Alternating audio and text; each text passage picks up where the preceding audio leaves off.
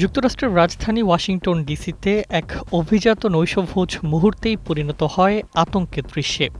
White house correspondents dinner চলাকালে হঠাৎ গুলির মতো বিকট শব্দ শোনা গেলে পুরো অনুষ্ঠান থমকে যায়।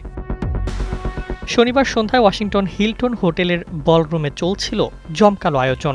সেখানে উপস্থিত ছিলেন মার্কিন president Donald Trump, first lady Melania Trump এবং ভাইস প্রেসিডেন্ট জেডি ভ্যান্স সহ প্রশাসনের শীর্ষ কর্মকর্তারা। হঠাৎ বাইরে থেকে ভেসে আসে একাধিক তীব্র শব্দ, যা অনেকেই গুলির শব্দ বলে মনে করেন। নোভা এলইডি টিভি, ঝকঝকে ছবি, নিখুঁত শব্দ, 5 বছরের ওয়ারেন্টি। নোভা মানি সঠিক মান, নিশ্চিত সেবা। মুহূর্তে আতঙ্ক ছড়িয়ে পড়ে পুরো ভোজ কক্ষে। অতিথিরা টেবিলের নিচে আশ্রয় নেন, কেউ চিৎকার করে বলেন, নিচে থাকুন। ভিডিও ফুটেজে দেখা যায় ট্রাম্প দ্রুত মঞ্চের পেছনে সরে যান। কয়েক সেকেন্ডের মধ্যেই পুরো হল রুমে নেমে আসে ভয়ের নীরবতা।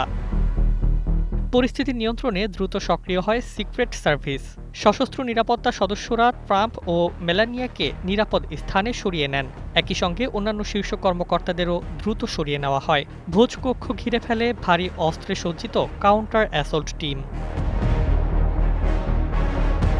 প্রত্যক্ষদর্শীদের দাবি অন্তত 5 থেকে 8টি গুলির শব্দ শোনা গেছে এবং বারুদের গন্ধ পাওয়া গেছে।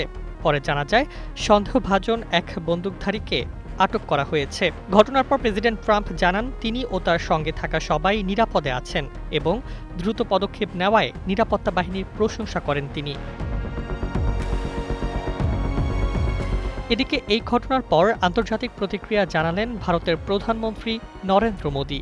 সোশ্যাল প্ল্যাটফর্ম এক্সে দেওয়া বার্তায় তিনি বলেন, আমি জেনে স্বস্তি পেয়েছি যে ওয়াশিংটন ডিসির একটি হোটেলে সাম্প্রতিক নিরাপত্তাজনিত ঘটনার পর প্রেসিডেন্ট ট্রাম্প, ফার্স্ট লেডি এবং ভাইস প্রেসিডেন্ট সবাই নিরাপদ ও অক্ষত আছেন। আমি তাদের নিরাপত্তা ও সুস্থতার জন্য শুভকামনা জানাই। গণতন্ত্রে সহিংসতার কোনো স্থান নেই এবং এ ধরনের ঘটনার অবশ্যই স্পষ্ট নিন্দা জানানো উচিত। এই ঘটনার পর ট্রাম্পের নৈশভোজ ঘিরে নিরাপত্তা ও ঝুঁকি নিয়ে নতুন করে আলোচনা শুরু হয়েছে আন্তর্জাতিক মহলে। News desk, 21 television.